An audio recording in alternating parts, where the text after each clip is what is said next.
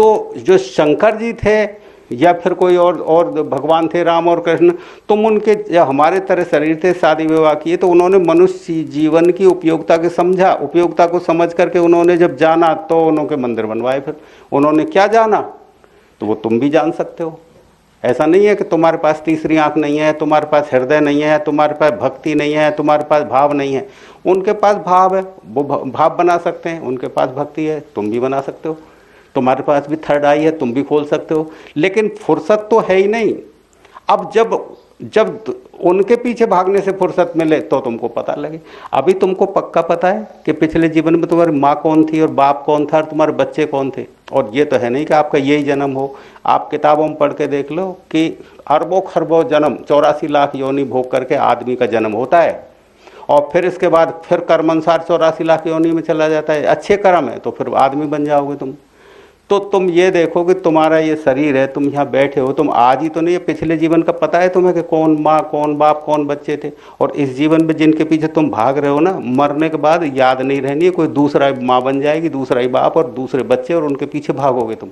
ऐसे पिछले जीवन भाग रहे थे, ऐसे इस जीवन भाग रहे हो। करोड़ों इकट्ठा कर रहे हो, एक सुई नहीं ले जा सकते, सबको छोड़ के जाना पड़ेगा।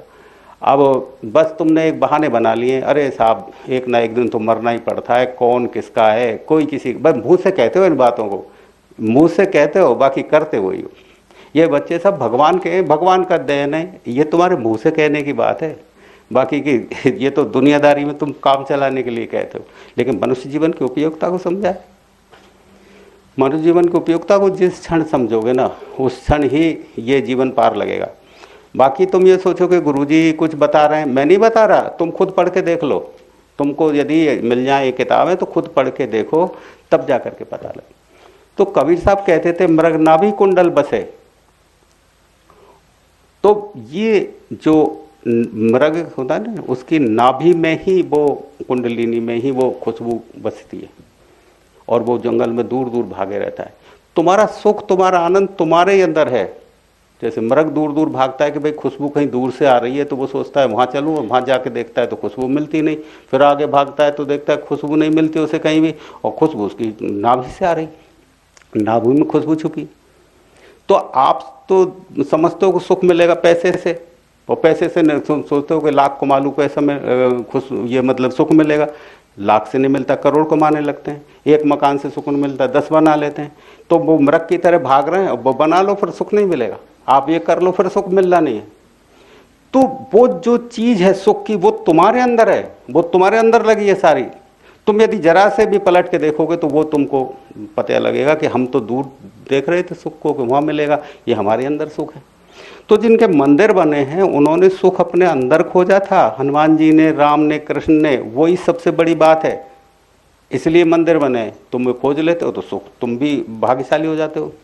तो मैं जो कहता हूँ ना परम सौभाग्यशाली इसलिए कहता हूँ कि तुम कितने ही आते हो। अभी तो खैर तुम बैठे हो थोड़े बहुत, तो हज़ारों की तादाद में सत्संग में लोग आते हैं। ये तो मैं 15 दिन में तुमसे मिलने के लिए आ जाता हूँ, तो ये जो भी 150 लोग आ जाते हैं, बाकी हज़ारों लोग आते हैं, उनमें से किसी के मेरी बात समझ आती है, सबके नहीं आती समझ में। सब तो अभी सुन रहे हैं, अभी तक समझ।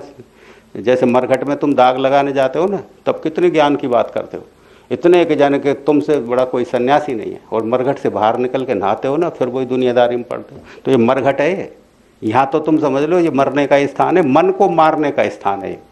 तो इस मर को मारने का स्थान, जब ये बातें सुनते हो तो तुम्हें ज्ञान की लगती है। ये ज्ञान की बातें नहीं है, तुम्हें बदलने की बातें हैं कि अब भी समय है।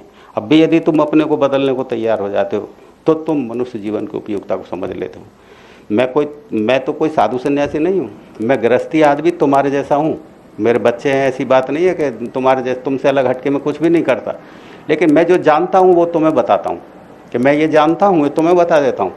तुम मानते हो तो तुम्हारी मर्जी, अब तुम नहीं मानते हो तो मुझे इससे कोई फ़र्क नहीं पड़ता बेटा।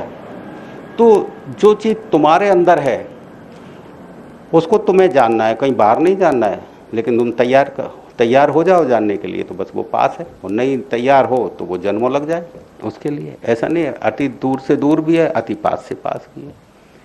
और फिर ऐसा और है क्योंकि तुम्हें इस संसार के क्रियाकलापों में इस तरह से सो गए हो कि वो नए की जानकारी के लिए जागरण करने को तैयार नहीं। और ये तुम देखते नहीं, नींद इतनी प्यारी होती है बेटा। नींद में जब आदमी होता है ना और वो तुम्हें जगा दे, तो एक तो जगाने वाले पे क्रोध आता है कि इसने जगा क्यों दिया मुझे, मैं तो अच्छी तरह सो रहा था प्रेम से सपने देख रहा था, इसने जगा क्यों दिया मुझे। तो तुम ऐसे मत सोचना कि तुम सीधे सीधे जग जाओगे। बड़ा तुम जगते हो कैसे, आलस्य होता है, फिर दोबारा सो जाते हो, फिर वो जगाने वाला फिर पानी के छींटे मारता है, अरे मत मार छींटे, फिर सो जाते हो, फिर एक गिलास पानी फिर डालता है, फिर तो उठना ही पड़ता है। तो जगना ऐसा नहीं है, तुम थोड़ा बहुत अनुभव भी हो जाएगा ना तुम्हें, लेकिन फिर उसी दुनिया में चले जाओगे। थोड़ा बहुत भी जानकारी होती है, मैं देखता हूँ थोड़े बहुत जाने लोग तो फट से उसी दुनिया में फिर से वही राग अलापने लगते हैं, फिर चले गए उस दुनिया में। अरे चल पड़े तो फिर चल ही पड़ो, फिर इसमें फिर विचार करने की जरूरत नहीं है कि फिर भाई विचार करना है। जब देख, इसका ऐसा भी नहीं कि तुम ही चल रहे हो, तुम देखो किताबों में पढ़ के कितने ही लोग चले हैं जिनके मंदिर बनाए जा सकते हैं। सोचो कि इससे बड़ा और क्या हो सकता है जानकारी का। उसने वो जान लिया जिस मंदिर का लायक बन गया।